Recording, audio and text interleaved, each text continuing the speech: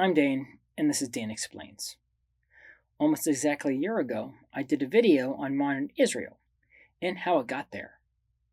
With recent events putting Israel in the news again, many Christians like to defend it as if it's the same Jewish nation that existed roughly in the same geographic location in biblical times. Well, is it? Or is it something else? Let me explain.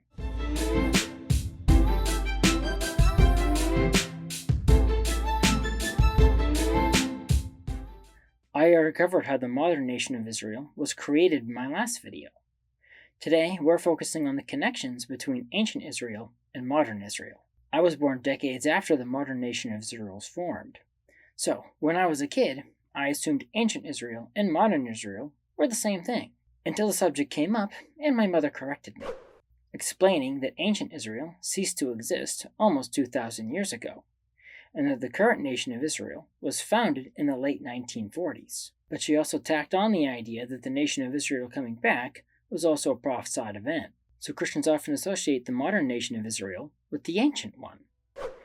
In fact, if you peruse the internet, there are literally hundreds of web pages that make the claim that they're the exact same nation. Most of these is based on the idea that a new temple needs to be built in order to fulfill other prophecies about the abomination of desolation and sacrifices. It's too complicated to go into detail in this video, but that's a mostly Protestant idea. I'm Catholic, and the Catholic view is those prophecies have already been fulfilled. And even if they have more fulfillments, the sacrifice they are speaking about is the sacrifice of the Catholic Mass, and not a Jewish sacrifice, since Jesus took the religious authority away from the Jews and gave it to the Church. So, a Jewish temple would serve no actual function. So okay, the modern nation of Israel may not have the religious authority ancient Israel had, but does it mean it's the same nation? Well, that depends on what you mean by nation. If you mean people, their descendants, and their culture, then yes.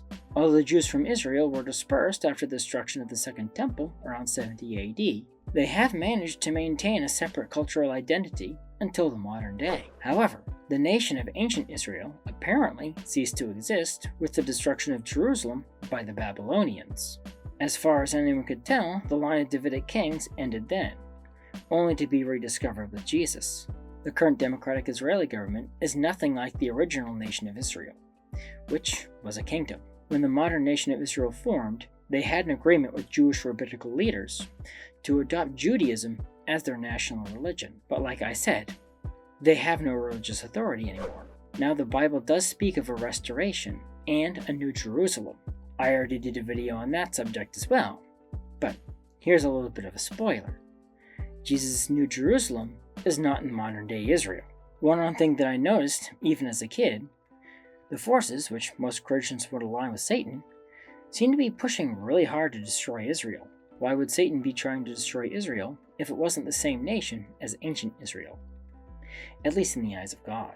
Well, like I pointed out at the beginning, the people are the same people, and those people are the chosen people of God. So yeah, Satan doesn't like them and wants to attack them. In fact, like I pointed out in my video last year, the same forces that are trying to destroy Israel now supported corralling all the Jews there so they could destroy them, something they're obviously still trying to carry out. So, what's the conclusion? Whether the nation that exists today is willed by God or not, the modern state of Israel is not the same nation as ancient Israel, but its people are the same people. That doesn't mean they can be seen as an occupying force either. As I pointed out in my video last year on Israel, the people who formed modern Israel settled there, some even by force, from many places before the founding of the nation. They are not agents of a power foreign to the region that they can return to.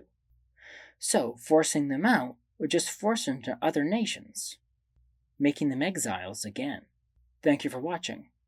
If you like this video, and other topics ranging from theology to science, please press the like button. Subscribe to my channel and ding the bell to get notified when I post new videos.